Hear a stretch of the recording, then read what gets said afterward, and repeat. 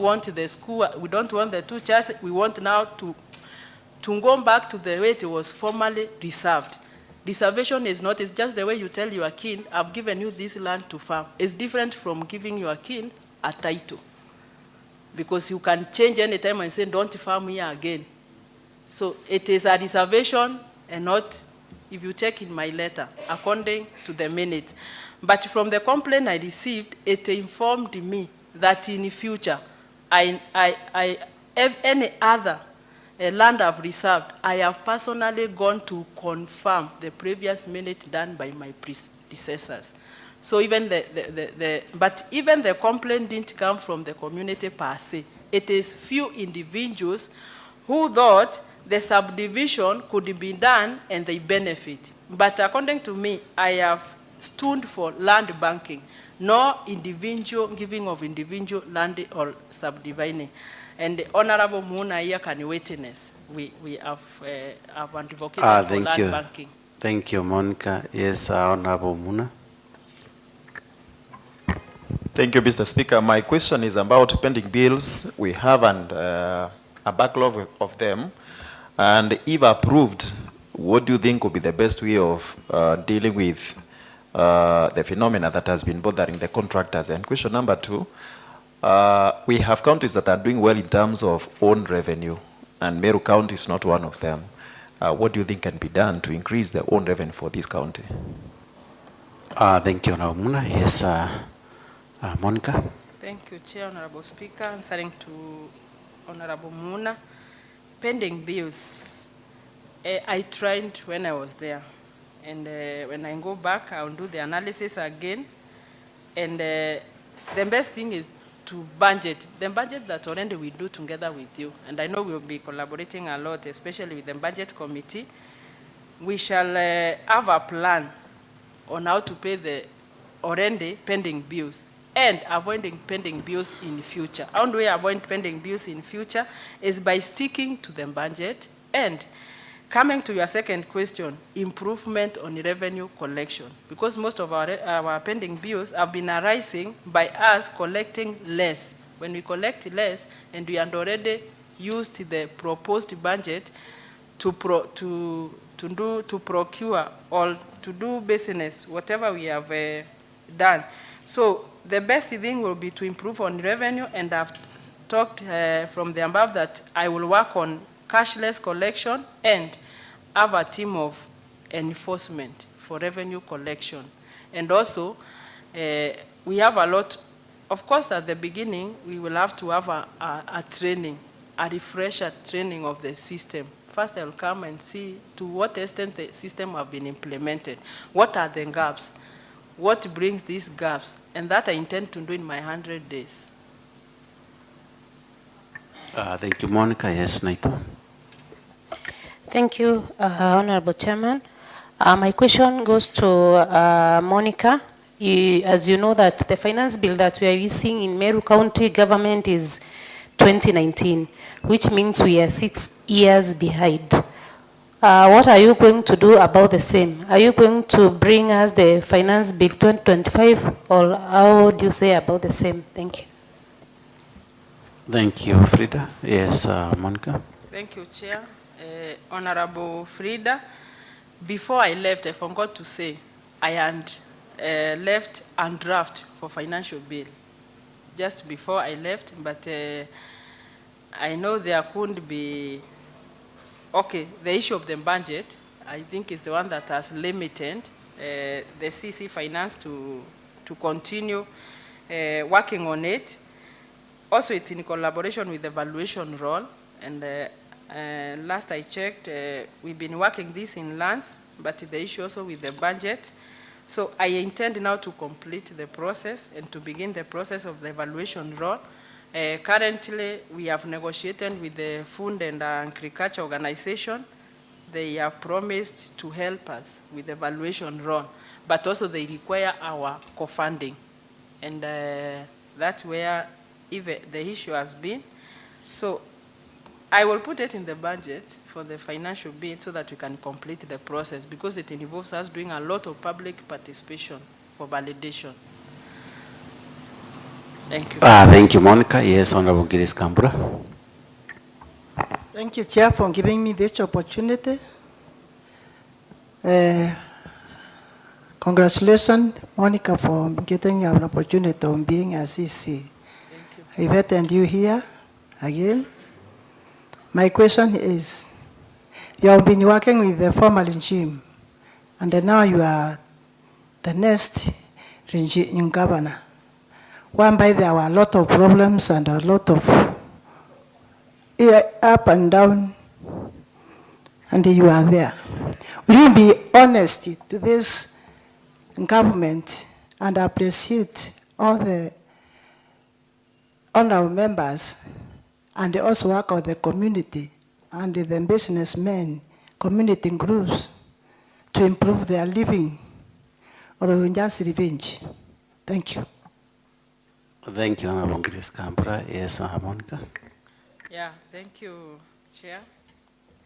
Honorable Kambura, I won't revenge because even from my first track, you know, I've specialized in finance, and even after being moved to lands, I humbled myself and I've performed and I've delivered. So even now, I will focus. I will focus and deliver for the Meru County, and I promise from my first track, I'll work hard and I will work together with the members of County Assembly and every other stakeholders, especially the partners, and also to support our Governor, Honorable Reverend Mutuma Kuthuujwa. That's the only way I can say thank you to this committee, to the people of Meru, and even to the Governor by performing and delivering. I believe in action is the game changer. Thank you, Monica. Yes, Aaron. Thank you, Chair.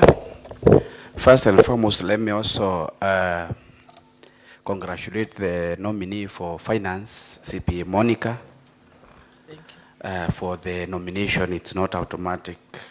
My query is very simple on the same nominee. I would like to know, we understand that the monies that are collected from various institutions, that is the hospitals, they are used at the source, and we understand that the managers of those finances, there are people of bonds that some of them expired. We would like to know what measures you are putting in place to make sure that the FIF that is being used at the source, they are used wisely and well to benefit the people of Meru.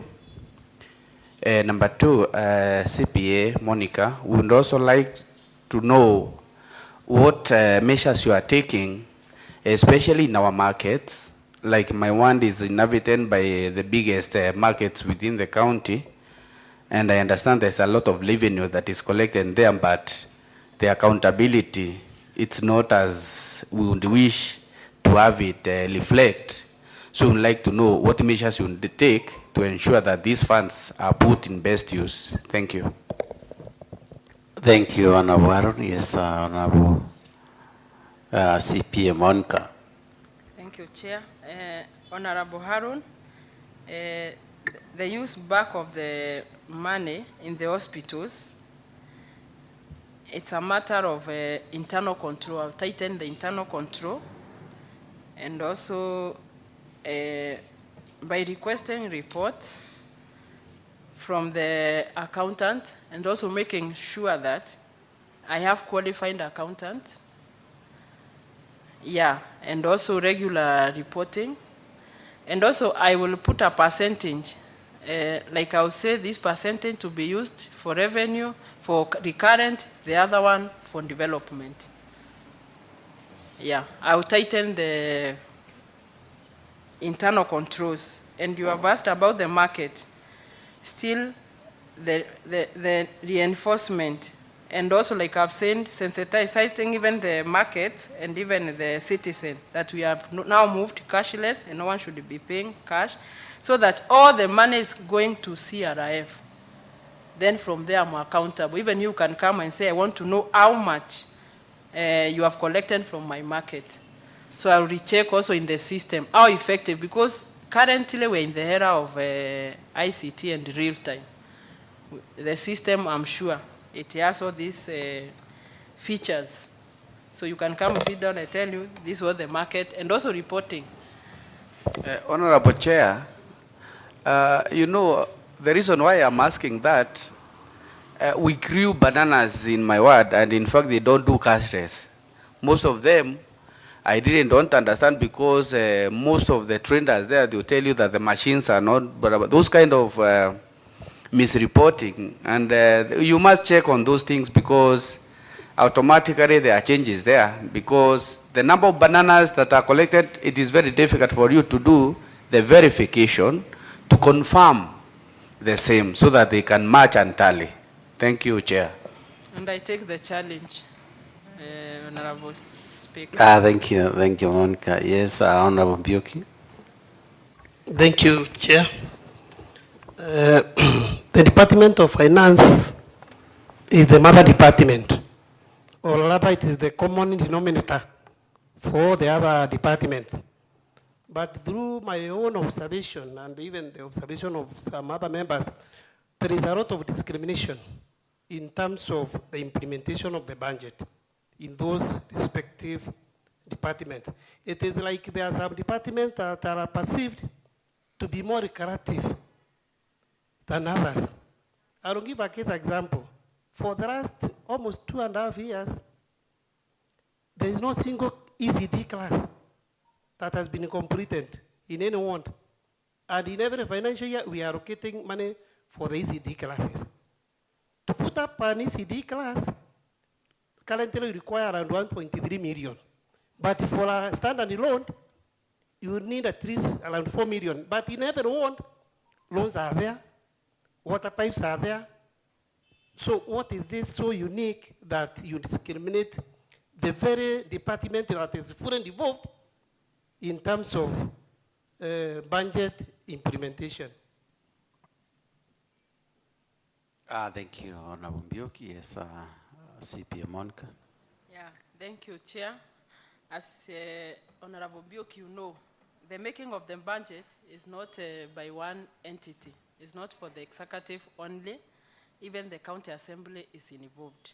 So here I promised I'll work together with you, because you have the you are the one who listen to the resident or beneficiary or our Meru people more than I. So we will work together to balance the budget and to address and to prioritize together.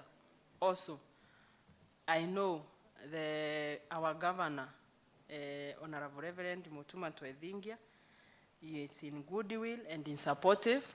So that one is something we work together and see what comes first. Now we can say now for the last 2 years or 3 years we have worked so much on roads. Can we